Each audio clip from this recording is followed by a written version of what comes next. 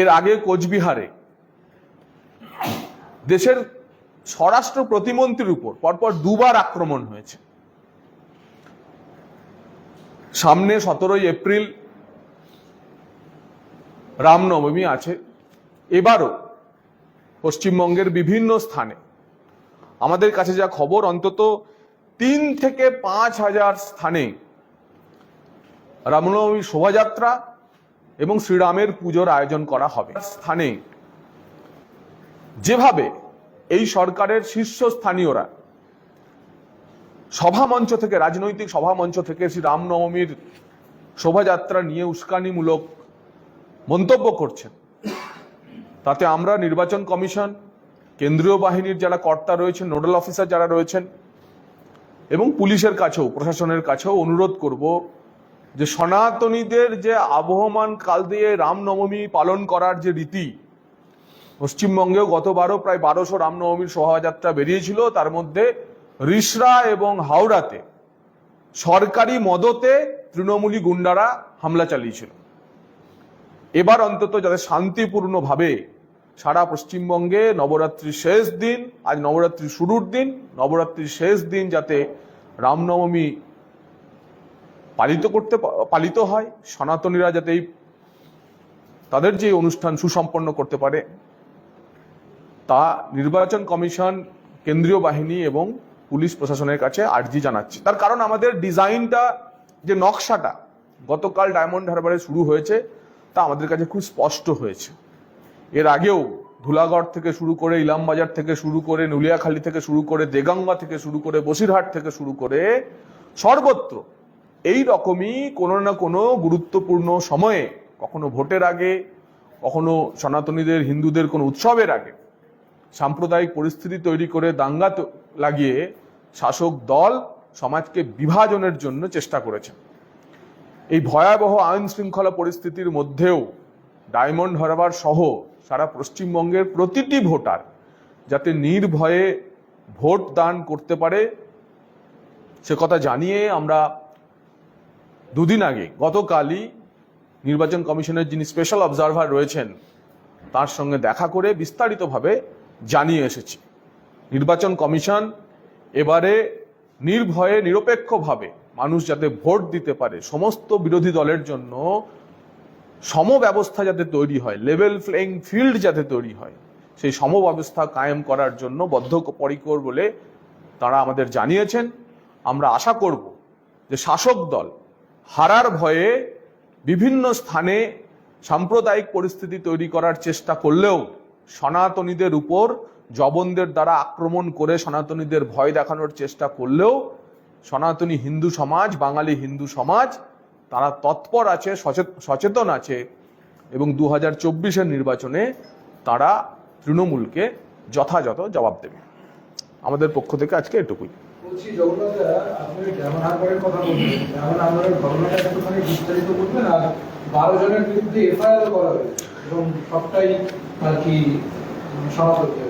দেখুন, আমরা পুরো বিষয়টি তা আইন শৃঙ্খলার চরম অবনতি হিসেবে দেখছি। গতকাল রাতেই আমরা নির্বাচন কমিশনের দৃষ্টি আকর্ষণ করার পর সেখানে কেন্দ্রীয় বাহিনী যায়, কিন্তু এফআইআর করা, তদন্ত শুরু করা সেটা রাজ্য পুলিশের কাজ। আমরা নির্বাচন কমিশনকে এই যে যাবতীয় উদ্বেগ ওখানে, যে যাদের শোভাযাত্রা ছিল, যাদের শোভাযাত্রার উপর আক্রমণ হলো, তাদেরকেই গ্রেপ্তার করা হলো, এই বিষয়টি নজরে এনেছি। নির্বাচন কমিশন নিশ্চয়ই রাজ্য প্রশাসনের কাছ থেকে রিপোর্ট চেয়ে এ বিষয়ে বিস্তারিত জানার চেষ্টা করবে। আমরা অপেক্ষা করছি নির্বাচন কমিশন কি ব্যবস্থা নেয় তা দেখার জন্য। তারপর আমরা আমাদের পরবর্তী পদক্ষেপ জানাবো। পুরো বিষয় যা আছে আপনাদের সামনেই ঘটেছে, তা আমরা নির্বাচন কমিশনের নজরে এনেছি। নির্বাচন কমিশন যা কি ব্যবস্থা নেয় সেটা দেখার জন্য আমরা অপেক্ষা করছি। বিশেষ করে ওখানে কয়েকজন পুলিশ অফিসারের ভূমিকাও নির্বাচন কমিশনের আতস কাচের নিচে এসেছে।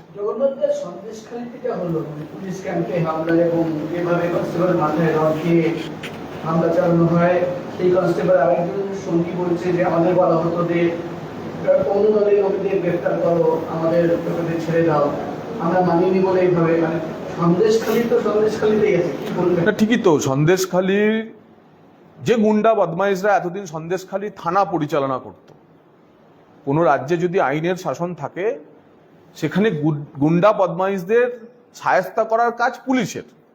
আর সন্দেশখালিতে, শুধু সন্দেশখালি নয়, পশ্চিমবঙ্গের এমন আরো অনেক সন্দেশখালি আছে যেখানে তৃণমূল পোষিত গুন্ডারা, দুষ্কৃতীরা, তারা থানা পরিচালনা করে।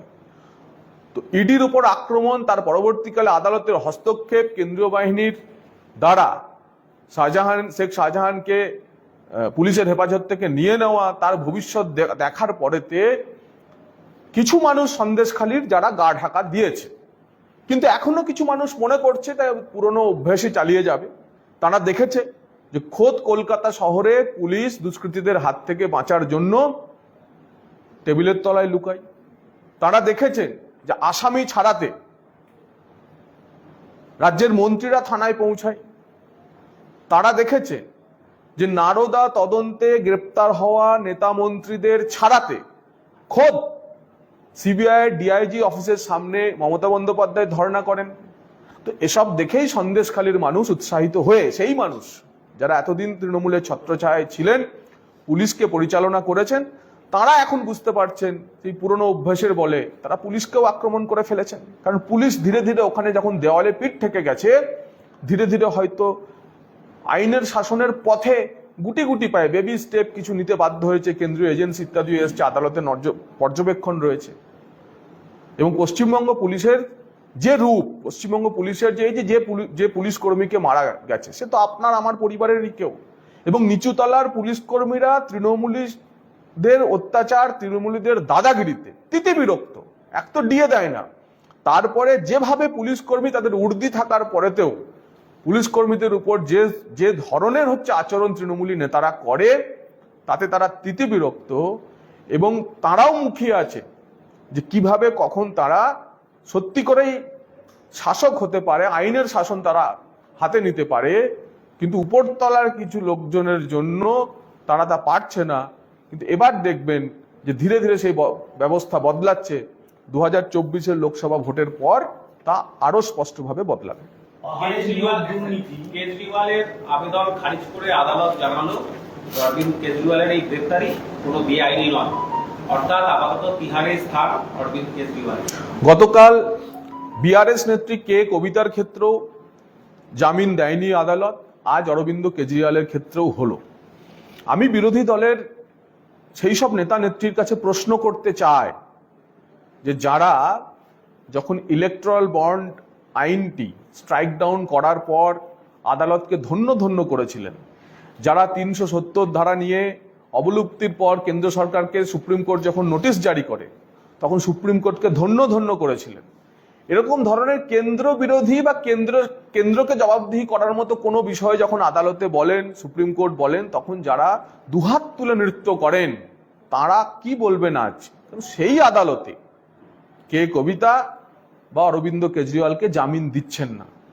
আদালতে দাঁড়িয়ে যদি অরবিন্দ কেজরিওয়াল বা কে কবিতা প্রমাণ করেন যে তারা জামিন পাওয়ার যোগ্য, কারণ সবসময় মনে রাখবেন যে জামিন কিন্তু ভারতীয় যে আইন ব্যবস্থা তাতে জামিনই হচ্ছে কার্যত যে প্লেন্টিফের অধিকার, গ্রেপ্তারিটাই হচ্ছে ব্যতিক্রম। তো সেই নীতি মেনে যখন আদালত চলে তখন তারপরেতেও জামিন যখন দিচ্ছে না, তখন ওই গ্রেপ্তারিগুলোও কিন্তু ব্যতিক্রমী নয়, অত্যন্ত জরুরি ছিল। সেই কারণেই কে কবিতা বা অরবিন্দ কেজরিওয়ালকে আপাতত জেলের ঘানি টানতে হবে। এবং প্রধানমন্ত্রীজি জলপাইগুড়ি সবাই বলেছেন যে দুর্নীতির বিরুদ্ধে তিনি 4 জুনের পর আরো সক্রিয় হবেন। তাতে ভারতবর্ষের রাজনীতিকদের মধ্যে একজনই প্রতিক্রিয়া জানাচ্ছেন। কেন? দিল্লিতে নির্বাচন কমিশনের সামনে যে তৃণমূলের ধর্ণা, তার জেরে যে ধুমধুমার পরিস্থিতি, মন্দিরমার থানায় টেনে হিচড়ে নিয়ে যাওয়া হলো তৃণমূলের প্রতিনিধিদের। এই মুহূর্তে থানার সামনে ধর্ণা দিচ্ছেন তৃণমূল নেতৃত্ব, 5টা পর্যন্ত ধর্ণা, থানার মধ্যেই চলছে ধর্ণা। এটা কোনো ধুমধুমার পরিস্থিতি নয়। আমাদের যুব মোর্চা, মহিলা মোর্চার ছেলেরা রোজই এ ধরনের আন্দোলন করেন, তাদেরকে আদালত লালবাজার তুলে নিয়ে যায়, গুরুতর অপরাধ না হলে তাদেরকে ছেড়ে দেয়, পরের দিন বেল দিয়ে দেয়। এটার মধ্যে কোনো ধুমধুমার পরিস্থিতি নেই। বহুদিন ধরে শাসনে রয়েছেন, আন্দোলন করার অভ্যেস চলে গেছে, ভালো লাগছে আমাদের দেখে। বলছি এনআইএর উপর যে হামলা হয়েছে তাদের নির্বাচন কমিশন যে রিপোর্ট পুলিশের কাছে চেয়েছিল, পুলিশ সেই রিপোর্টে উল্লেখ করছে যে এনআইএ সেখানে তদন্তে গিয়েছিল, পুলিশের কাছে সেই ইনফরমেশন ছিল। তাহলে পুলিশ মন্ত্রী এবং পুলিশ এই দুজনের বক্তব্য মিলছে না, এবং মমতা বন্দ্যোপাধ্যায়ের মঞ্চে একের পর এক বক্তব্য, এটাকে আপনারা কিভাবে? দেখুন, আমরা রাজ্য প্রশাসন সূত্রে যা খবর পেয়েছি তাতে নির্বাচন কমিশনকে রাজ্য প্রশাসনের ডিজি যে রিপোর্ট দিয়েছেন তাতে তিনি বলেছেন এনআইএ ওখানে পৌঁছানোর পর স্থানীয় থানাকে খবর দেয়, কিন্তু স্থানীয় থানা সঙ্গে সঙ্গে ফোর্স মোবিলাইজ করতে পারেনি, বিলম্ব হয়েছে।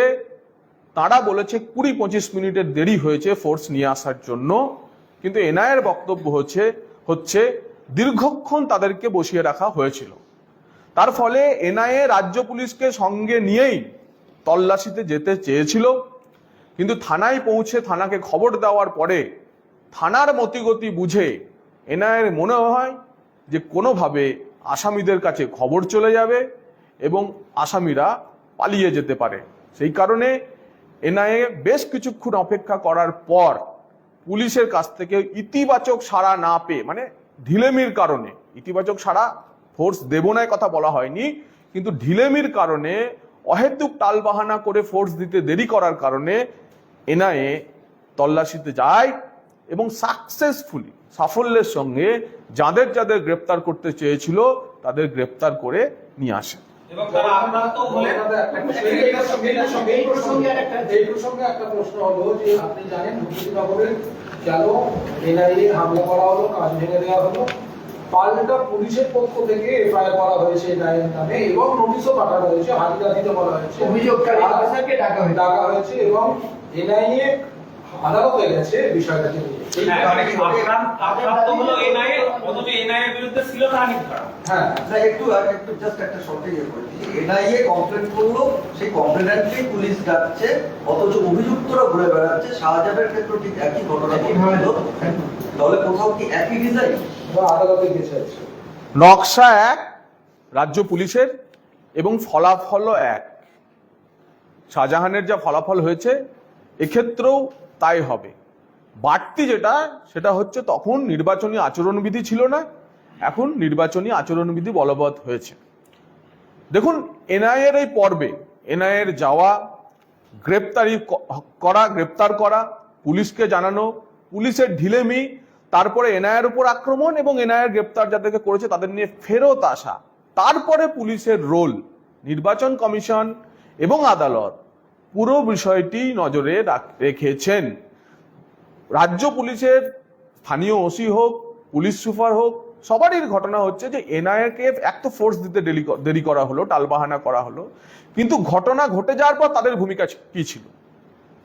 কেন্দ্রীয় বাহিনী তার তদন্তকারী অফিসারদের উপর স্থানীয় দুষ্কৃতীদের আক্রমণের পরে তারা পুলিশি সহায়তা কতটুকু পেয়েছিল, তাতে সুপিরিয়র অফিসারদের ভূমিকা কি ছিল, রাজ্য পুলিশের হেডকোয়ার্টার থেকে কি নির্দেশ গেছিল, নির্বাচন কমিশন এবং বাকি অন্যান্য সংস্থা এবং আদালত পুরোটাই নজরে রাখছে। আপনারা অপেক্ষা করুন, নিশ্চয়ই কিছু ব্যবস্থা গ্রহণ হবে। এর মধ্যে কি কোনো ষড়যন্ত্র দেখছেন? টার্গেট কিলিং অথবা ভোটে বড় কোনো প্ল্যান করা হচ্ছিল, এনআইএ গেলে সে প্ল্যান ভেঙে যেতে পারে, সেন্ট্রাল ফোর্স গেলে সেখানে প্ল্যান ভেঙে যেতে পারে, বড় প্ল্যান, টার্গেট কিলিং, এই ধরনের কোনো ঘটনা ষড়যন্ত্র দেখছেন? দেখুন, সিরিয়ার থেকে অনেক ইনফরমেশন পেয়েছে এনআইএ অভিযুক্তদের।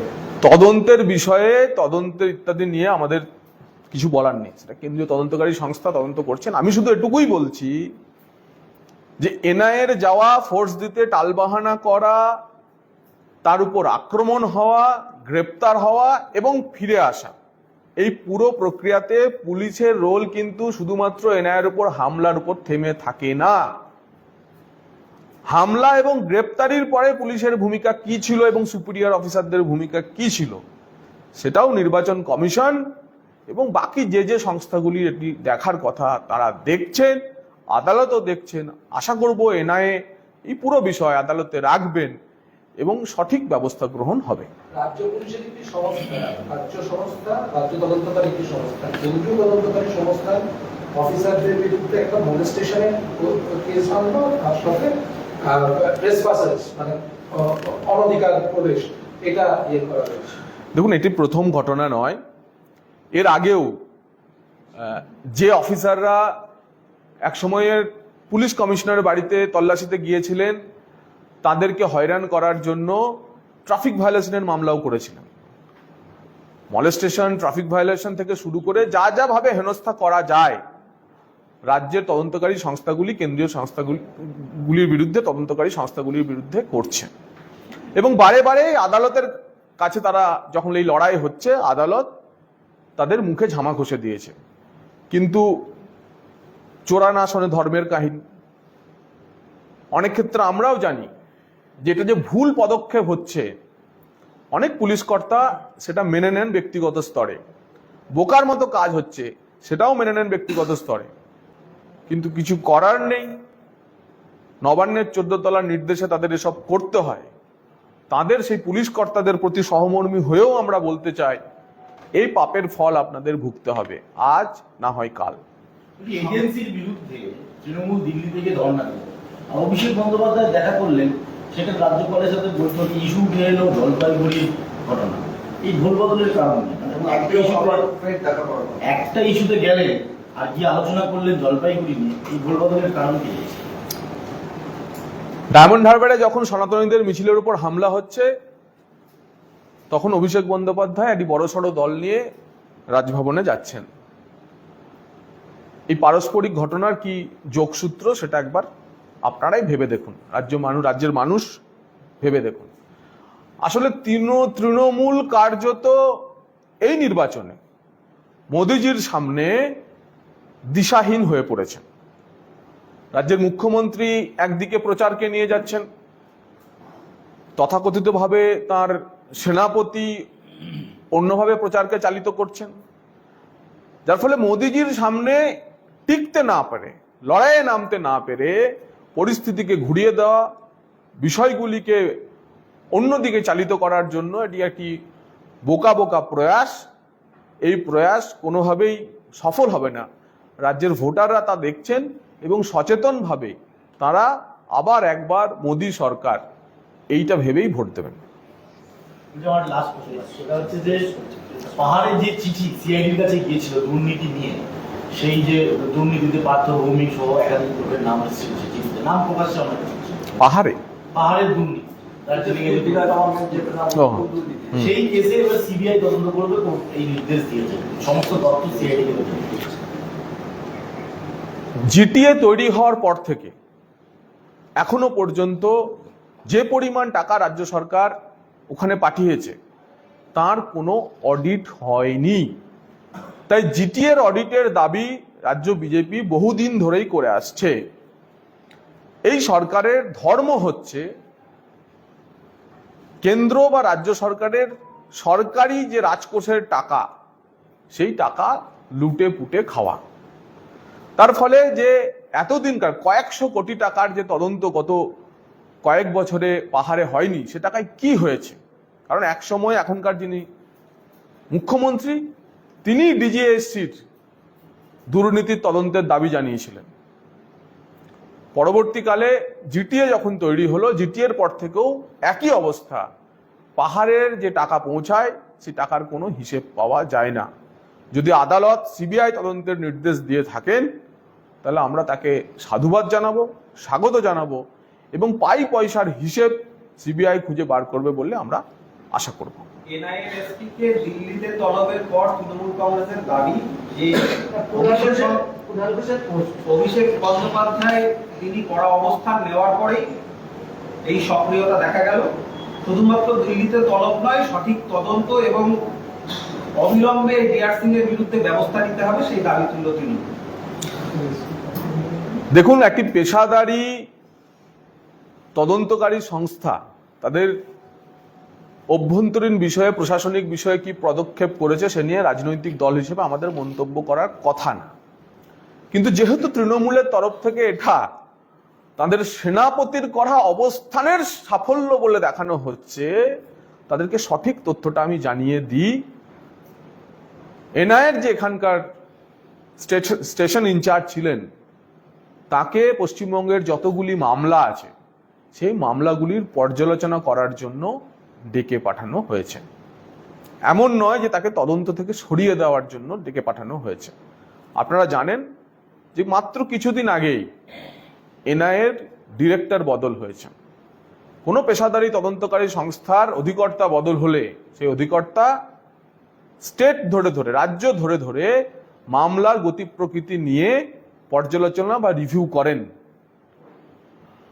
এবং এর আগে যিনি এনআইএ তদন্ত অধিকর্তা ছিলেন, আর পরে এখন যিনি আছেন এবং পরে যিনি হবেন, এই 3 অধিকর্তা বদলেও যেমন তদন্তের গতিমুখ বিশেষ বদল হয় না। কারণ আপনাদের জানা উচিত যে এনআইএ হচ্ছে যেহেতু খুবই গুরুত্বপূর্ণ কিছু মামলার, দেশের সার্বভৌমত্ব, উগ্রপন্থা ইত্যাদি নানা বিষয়ে, জটিল বিষয়ে এবং অত্যন্ত স্পর্শকাতর বিষয়ে এনআইএ তদন্ত করে, তাই তাদের প্রতিটি সিদ্ধান্ত আঞ্চলিক স্তরে হয় না। অর্থাৎ ভূপতিনগরে তল্লাশিতে এনআইএ যাবে, তার অনুমোদনও সদর দপ্তর থেকেই আসে। তো যে অর্বাচীনেরা এইসব কথা তুলছেন, তারা এই তদন্তকারী সংস্থাগুলি চলার যে প্রসেস সেটাই জানেন না। এগুলো একটু জেনে নিয়ে যদি প্রেস কনফারেন্সে বলেন, আমার মনে হয় যুক্তিগ্রাহ্য হবে। তাই যে অফিসারের কথা আপনারা বলছেন, সেই অফিসারকে পশ্চিমবঙ্গে যতগুলি তদন্ত চলছে এনআইএর সবগুলির রিভিউয়ের জন্য ডেকে পাঠানো হয়েছে। রিভিউ করার পর এনআইএর তদন্ত যেমন চলছিল তেমন চলবে বলেই আমাদের বিশ্বাস। কারণ এটা বিজেপির প্রতিনিধি হিসেবে বলছি বলে তা না, যে কোনো পেশাদারী সংস্থার এটিই কাজ। হাইকোর্টে আজকে একটা ঘটনা ঘটল, সেটা হলো লোক দুর্নীতি কাণ্ডে এখনো বিচারপর্ব শুরু হলো, সে নিয়ে আজকে শুনানি ছিল। এবং রাজ্যকে আলোচনাতেই জানাতে বলেছিল, রাজ্য জানিয়েছিল যে নির্বাচনের পরে রেকর্ড ব্যাপারটা তারা সেই নিয়ে বিচারপতি ক্ষোভ প্রকাশ করেছে। এটা নির্বাচনের সঙ্গে কেন মানে এটার সঙ্গে যখন চতুর্বৃত্তি নির্বাচন, তো তাহলে কি মুখ্য সচিবকে কি দেখে পাবো, মানে মুখ্য সচিবের বিরুদ্ধে একটা এই প্রশ্নে প্যাডিশন বিচারপতি শিক্ষা নিয়োগ দুর্নীতি মামলায় চরম ক্ষোভ প্রকাশ করেছেন সেক্রেটারির বিরুদ্ধে। কারণ হচ্ছে যে সরকারি কর্মীদের অভিযুক্ত হিসেবে গ্রেপ্তার করা হয়েছে তাদের মানে স্যাংশন দেওয়া হচ্ছে। তিনি বলেছিলেন যে জানাও যে কবে স্যাংশন দেওয়া হবে, কিন্তু কোনো সঠিক তথ্য বা উত্তর পাওয়া যায়নি। তিনি ক্ষোভ প্রকাশ করেছেন কেন একটা দলের হয়ে কাজ। দেখুন, শুধুমাত্র নিয়োগ দুর্নীতির মামলা না, 13-14 সালে শুরু হওয়া সারদা মামলা থেকে এখনো পর্যন্ত, সারদা নারদ তদন্ত থেকে শুরু করে এখনো পর্যন্ত যতগুলি মামলা হয়েছে, তাতে যে অফিসারের বিরুদ্ধে আদালতে চার্জশিট দেওয়ার পরিস্থিতি তৈরি হয়েছে, সেক্ষেত্রে আমাদের একটা জানাই কথা, এটা এস্টাবলিশ প্রসিডিওর কি তদন্তকারী সংস্থা, কেন্দ্রীয় সংস্থাকে যদি রাজ্য সরকারি আধিকারিক হয়, এক স্তরের আধিকারিকের জন্য এক স্তরের আধিকারিকের কাছ থেকে স্যাংশন নিতে হয়। আমরা জানি যে নারদ তদন্তে এক আইপিএস অফিসারের বিরুদ্ধেও স্যাংশন দিতে চায়নি রাজ্য সরকার। তো পরবর্তীকালে রাজ্যপালের কাছ থেকে সেই স্যাংশন নেওয়া হয়েছে। দুই মন্ত্রীর গ্রেপ্তারের ক্ষেত্রেও একই পরিস্থিতি কার্যত প্রায় তৈরি হয়েছিল, চার্জশিট দাখিল ইত্যাদির সময়তে স্যাংশন দিতে পারেনি, রাজ্যপালের অনুমোদন নিয়ে তাদেরকে করতে হয়েছে। তদন্তকারী সংস্থা যারা বলেন কিনা যে কেন্দ্রীয় তদন্তকারী সংস্থাগুলি প্রতিহিংসামূলক কাজের জন্য এইসব কাজগুলি করে, তাদের বোঝা উচিত যে এগুলি হচ্ছে একটি পেশাদার সংস্থার অন্যতম কাজ। এবং যারা বলেন যে তদন্তে গতি নেই, শ্লথ হয়ে যাচ্ছে, শ্লথ হয়ে যাওয়া, গতি না পাওয়ার যে কারণ রাজ্য প্রশাসন প্রতি মুহূর্তে যে কেন্দ্রীয় তদন্তকারী সংস্থাগুলিকে কাজে বাধা দেওয়া হচ্ছে, তার একটি জ্বলন্ত উদাহরণ বিচারপতি জয়মাল্য বাগচির সামনে এসেছেন। আমি তাকে ধন্যবাদ জানাবো, কলকাতা হাইকোর্টের অন্যান্য বিচারপতিকে ধন্যবাদ জানাবো। একমাত্র তাদের পরাকাষ্ঠার জন্যই পশ্চিমবঙ্গের দুর্নীতির যে অন্ধকার, সেই অন্ধকারে কোজাগরির আলো আসছে। তাই সেই কারণে এই যে নির্বাচন দেখিয়ে অনুমোদন প্রক্রিয়াকে পিছিয়ে দিতে চাইছেন, তার একমাত্র কারণ 31শে মে রাজ্যের মুখ্য সচিব অবসর নেবেন, তিনি তার কার্যকালটি এর মাধ্যমে পার করে দিতে চাইছেন। হাইকোর্টের আরেকটি মামলায় বিদেশ এন্ট্রি অর্ডার একটা পাওয়া গেছে যে ভূপতিনগরে 21 জন বিজেপি নেতার বিরুদ্ধে কিন্তু 40টি মামলা, সেই তদন্ত আপাতত করতে পারবে না পুলিশ। আমি তো প্রথমেই বললাম যে সন্দেশখালী এবং ভূপতিনগর নকশা এক, তাই ফলাফলও এক। আপনি সন্দেশখালির ক্ষেত্রে ইডির বিরুদ্ধে যে মামলা পুলিশ করেছিল, তারপরে আদালতে গিয়ে যেভাবে মুখে ঝামা ঘষে দিয়েছে আদালত, এবং সঠিকভাবেই দিয়েছে, ভূপতিনগরের ক্ষেত্রেও তাই হয়েছে। একটি কেন্দ্রীয় তদন্তকারী সংস্থা, সেই সংস্থার তল্লাশিতে গেছে না, রাজ্যের মুখ্যমন্ত্রী বলছেন যে তদন্তকারীরা মহিলাদের উপর অত্যাচার করতে গেছে। তার ফলে যে কোনো আদালতে তো জজ সাহেবের দরকার নেই, একটা 5-7 বছরের বাচ্চা তার সাধারণ জ্ঞান আর কাণ্ডজ্ঞানটুকু থাকলেই রায় লিখে দিতে পারবে যে এনআইআর অফিসারদের বিরুদ্ধে তদন্ত করা ঠিক হবে না। পূর্ব ভূপতিনগরে আজকে বিজেপির বিধায়কের অফিসে পুলিশের অভিযান হয়েছে এবং অভিযোগ যে সার্চ ওয়ারেন্ট ছাড়াই সেখানে গিয়ে পুলিশ তল্লাশি বিজেপি কমিশনারও দ্বারস্থ হয়েছে, এই চিঠি পাঠিয়েছে।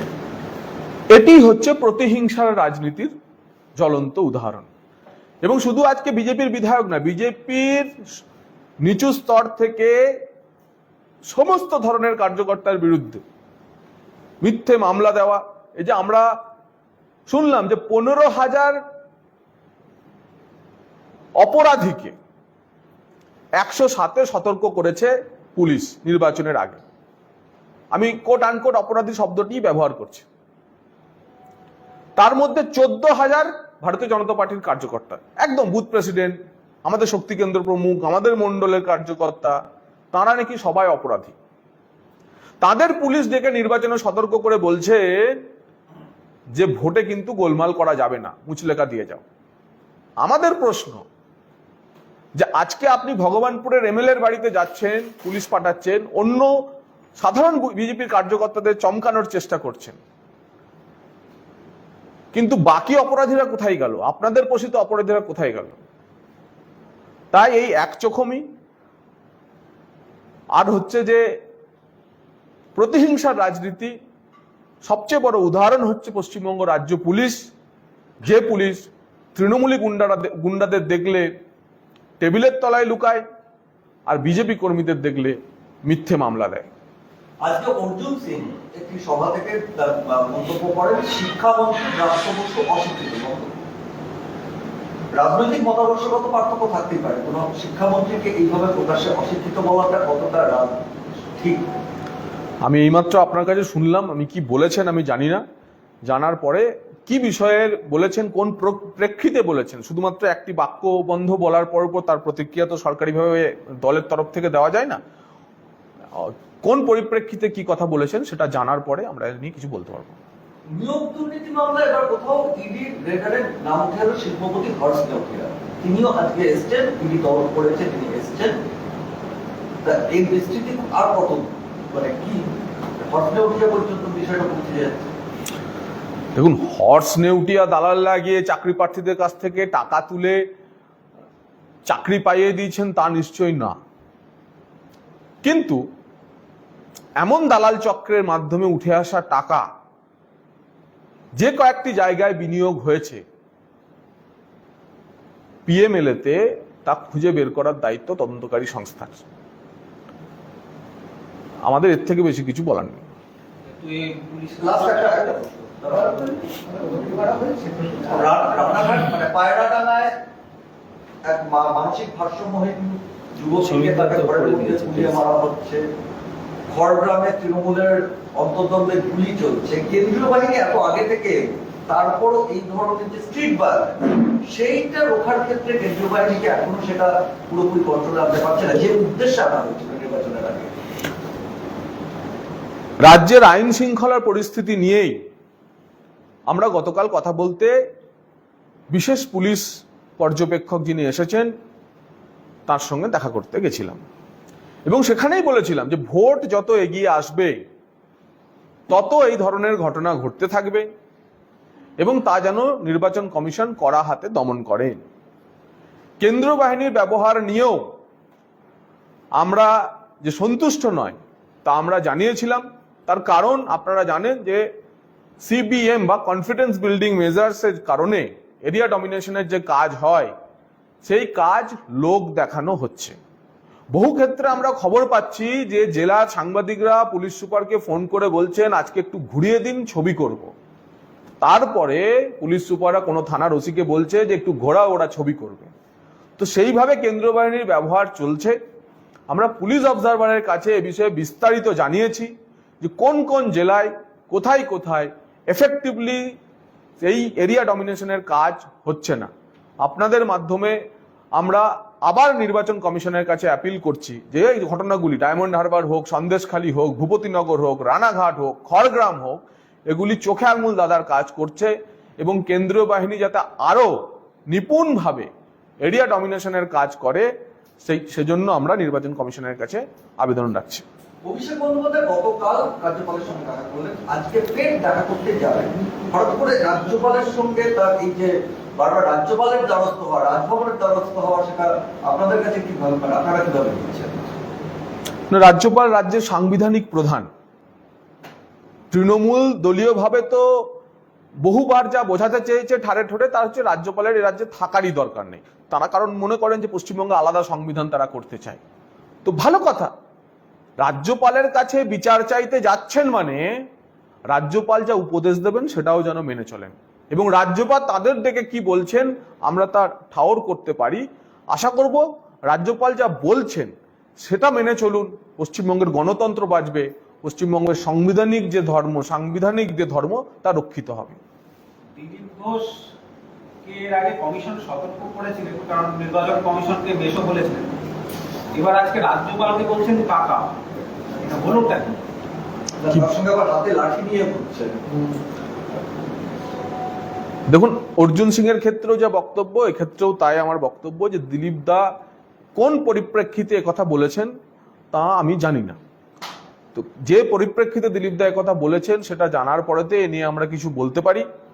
তবে ব্যক্তি বিশেষের মূল্যায়ন মানুষ করে থাকে, আর তা সঠিক না বেঠিক তা দিলীপ দার ভোটার এবং সাধারণ মানুষ নিশ্চয়ই বিচার করবেন। তবে দিলীপ দার একটা আলাদা বৈশিষ্ট্য আছে এবং দিলীপ দা সেই কারণেই অভূতপূর্ব করণীয়। বঙ্গ বিজেপি কি এখনো পর্যন্ত বলতে পারবেন যে আগামীকাল অমিত শাহ আসছেন, এরপর কেন্দ্রীয় নেতৃত্বের কোনো সূচি, কোনো স্থির কিছু এখনো বলার জায়গায় এসেছে?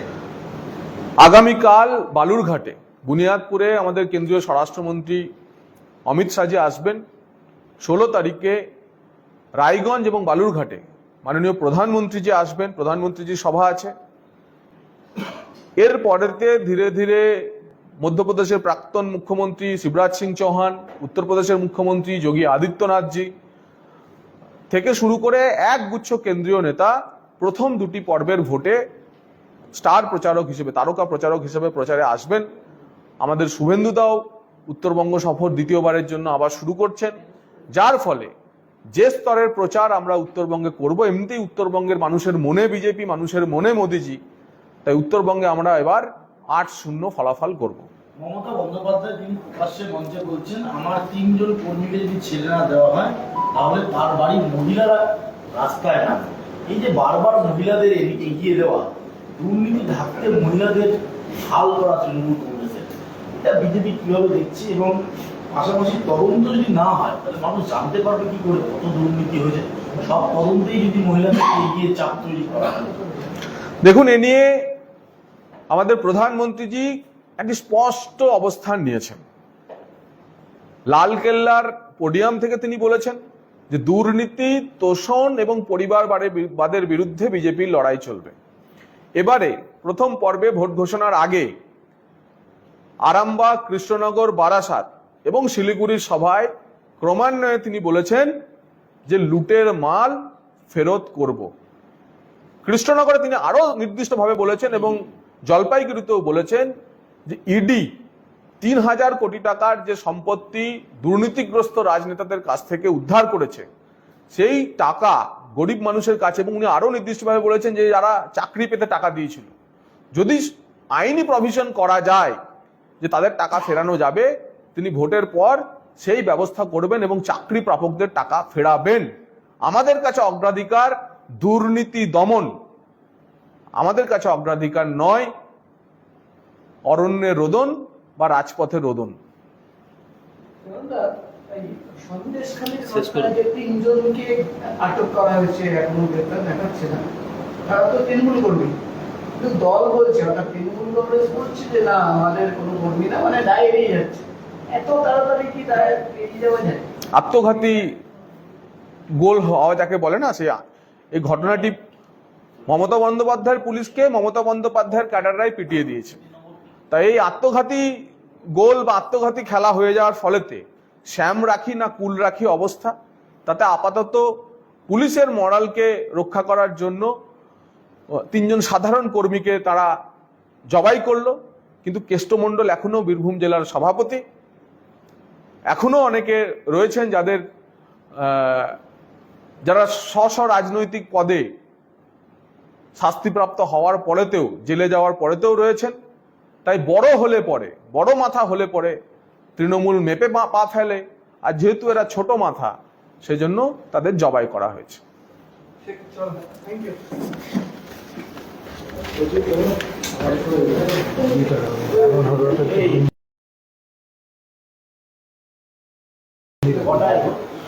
ওটা যা বলা